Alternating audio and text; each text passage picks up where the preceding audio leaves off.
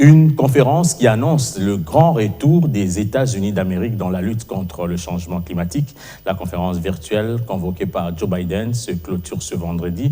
Une rencontre qui a connu la participation de plusieurs chefs d'État et de gouvernement rencontre qui a tablé sur l'urgence face aux défis climatiques. Prenant part à cette grande messe, Félix-Antoine Tshisekedi Tshilombo a présenté les arrangements de son pays au niveau national et a plaidé pour l'équité et le réalisme climatique, tout en invitant les partis à la mobilisation des ressources financières additives et conséquentes.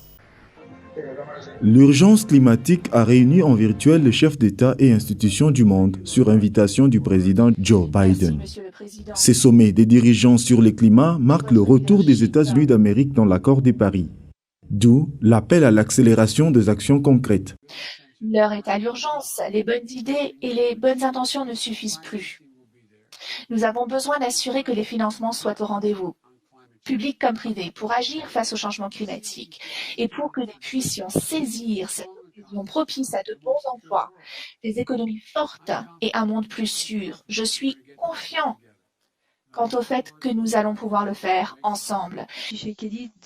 Invité à cette grande messe climatique, Félix Tshisekedi, le président de la République démocratique du Congo et président en exercice de l'Union africaine, a lui présenté les efforts fournis par son pays dans la conservation et la lutte contre les changements climatiques, tout en soulignant l'urgence d'accélérer la mobilisation des ressources financières additionnelles et conséquentes.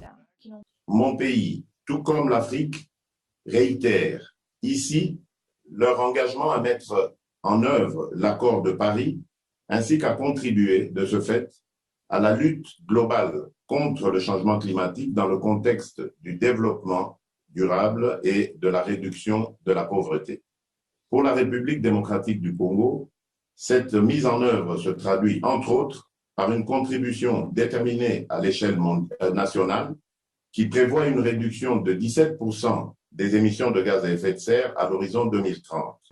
Merci. Pour Félix Tshisekedi, il est également question de faciliter l'accès au financement vert. Il a rappelé aux pays développés leur engagement pris en faveur des pays les moins avancés, dont la majorité sont en Afrique. Les mécanismes financiers existants ne permettent pas l'atteinte des objectifs de l'accord de Paris, ni par leur dispositif, ni par leur coût de mise en œuvre.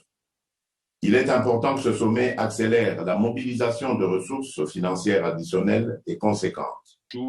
Un souhait partagé par le président américain qui a appelé les principales économies mondiales à renforcer leur ambition en matière de climat, comme feuille de route à la COP26 prévue cette année.